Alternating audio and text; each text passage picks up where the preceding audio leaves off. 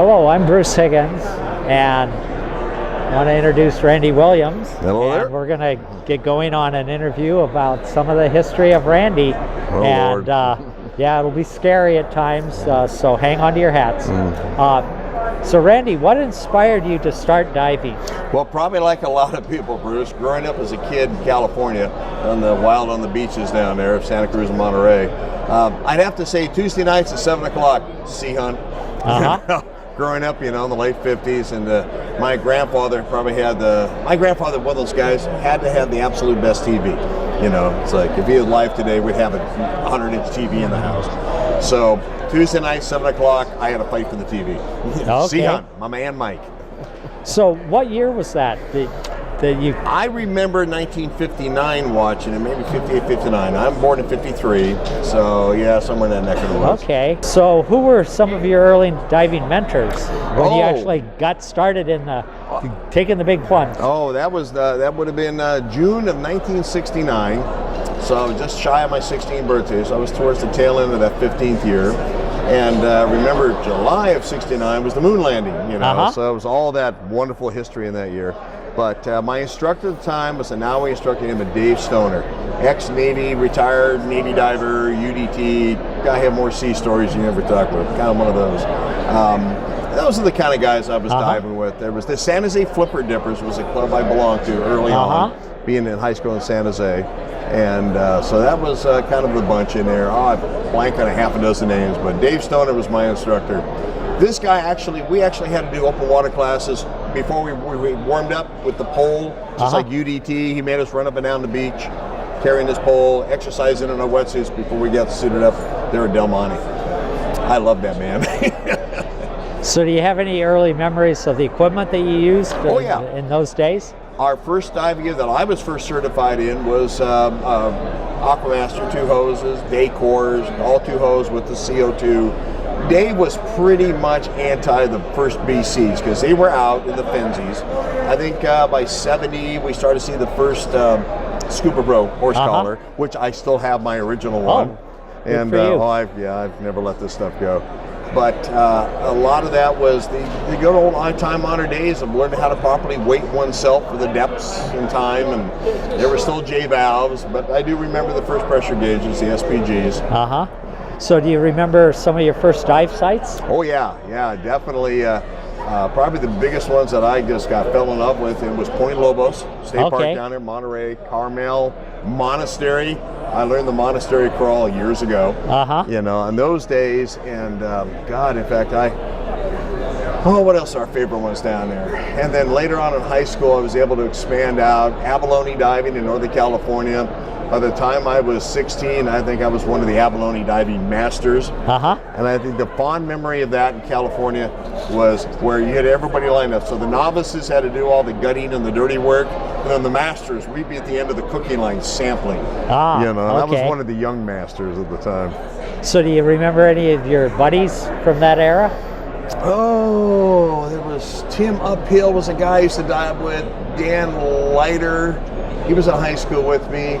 And being a couple of technical kids, Danny was also an amateur radio friend of mine, which I'm still active involved in amateur radio. So I've managed to combine that technology over the years.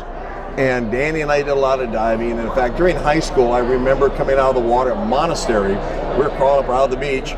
And it was during school week, we cut school to go diving, and there stands the vice principal. Yeah, he tracked us down, and we got that was not good. Yes. But he told me, "You're never going to amount to anything there, Mr. Williams." I said, "I'm going to be a professional diver. This is what I'm going to do, and I've got the grades, and I'm doing fine." Well, I got the last laugh. Exactly. I'm still doing it. Do you have any important milestones that you think of in your diving career? Yeah, I would have to say going to commercial diving school here at DIT in Seattle, worked in the offshore oil industry, was a real eye-opener. I'd say the industry croaked in the late 70s in some of the work we did, but going back on active duty with the U.S. Coast Guard, and then the Coast Guard sending me to dive school because I re-enlisted back to active duty to finish college, and diving with the U.S. Coast Guard. That was neat. Yeah, we did some amazing stuff. I've been on Guam, Middle East, and all the places that people are shocked the Coast Guard actually shows up at. But I think my highlight was I was on the Coast Guard Color Polar Sea, was Arctic and Antarctic diving. I want to go back. Okay. I'd go back to Antarctica in a pair of seconds, man. Neat, neat. Are there any people that you think of in particular that you mentored that have come along in the ranks? Oh, Lord, a whole list of people. I've always been surprised who rolled up. I worked with a bunch of kids later on, back in the 80s, on active duty, who are now professional divers of their own right. I still keep in touch with them. Some of the people I worked with on the Aquarius Underwater Lab, I had a chance to do that in the Florida Keys in the 90s. Two of those guys are now pretty senior people with the NOAA diving program. They've come up. Steve Fazizri and some of the work, he was with Can Dive. I remember working with him. He was kind of righteous. And yeah, there have been a handful. I can pick a handful of guys that's not nice. You see them who success. Most of them are ships of the night. People come and go, But any important adventures that you think you've had that you'd like to share? Oh, too many. I've been very fortunate, very blessed in my life to be able to have gone to a number of dive locations around the world. I'd say, again, back to Antarctic diving, but some of the best I've had have been right here in Washington State. Be honest with you, recently over the years, working with people like Ron, who unfortunately lost last year, and Aitchison, and the guys like the Maritime Historical Society. Thank you, I'm blank. I was trying to say defense. So, we've got Rob and Paul and Dan Warder, and Dan worked for me when I had Starfish Diving. Dan kind of came with the business, and I realized I knew him prior to that when I bought the company, and we set it up, and I kept Dan online. And I tell you, Dan has become an outstanding, highly successful rebreather diver and cinematographer in his own right. And I'm proud to say I knew all those guys. We've all done some incredible dives. The Governor, the Admiral Sampson. I was out there back in 1990 with Kent Bernard when we first located the Admiral Sampson. And I said the big rush was because that very first dive and image of that wreck, and first time in history since she sank, we did with an ROV. And in fact, Steve Fazizri from Can Dive was the guy piloting the ROV, and he was a young guy. He was now a senior sub-pilot for them. And I remember just looking up, and then not that many years later, we were diving doing it on closed circuit rebreather. I think some of the guys I incredible respect, Leon Scammahorn, with Interspace System, Megalodon guy, and just wonderful people to dive with. And I'm blessed to have friends like Dave Hancock, who invented the dive alert. And I will tell you right now, it was an ex-wife of mine who's the reason the dive alert was invented. Dave will tell you the story. Okay, we'll get that some other time. But I'm just absolutely blessed in my life to had incredible diving adventures all around the world. South America, Antarctica, Far East, professional diving, and I can't complain. Working on underwater laboratories, that was one of those highlights in your life. Wasn't many years, but it was kind of cool. But great. So one of the questions that they posed is, what should we know about the early days of diving? From your point of view, what important lessons should we have learned from the early days of diving? No guts, no glory.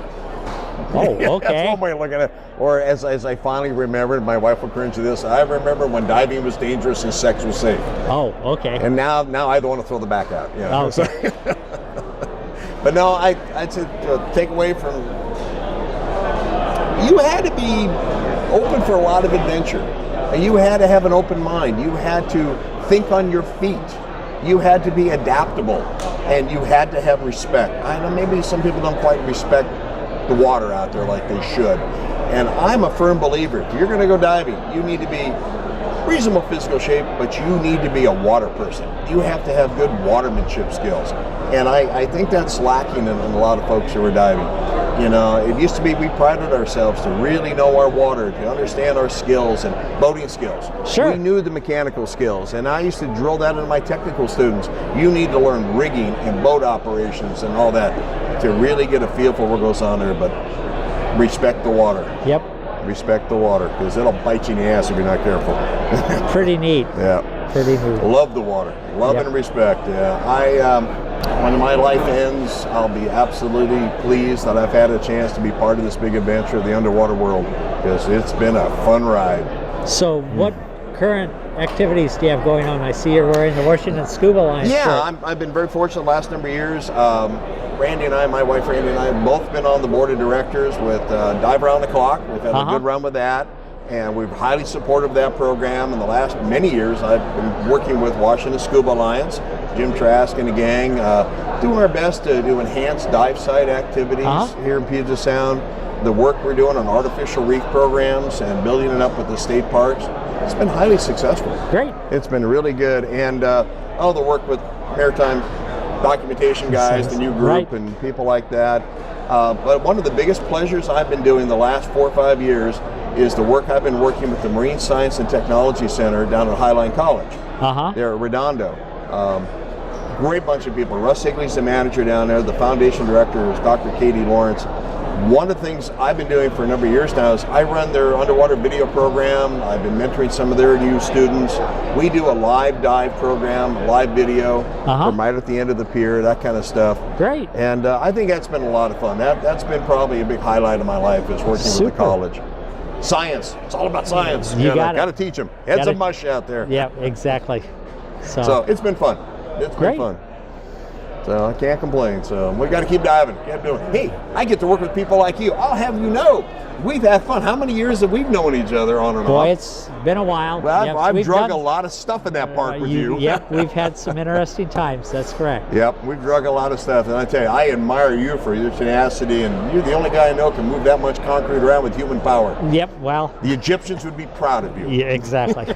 So I admire you for the work you've done, the tenacity, and then dealing with that. So no, God bless all the hard-working volunteers and programs that have done that for anything to improve and enhance our diving safety and activities here in the Northwest and around the world. I applaud everybody. So I'm just part of the team. Nothing special. I'm just part of the guys. I'm glad I could help. Well, thank you very much, Randy. My pleasure. Thank you, Bruce. I appreciate it. All right. All the best. All right. Okie doke.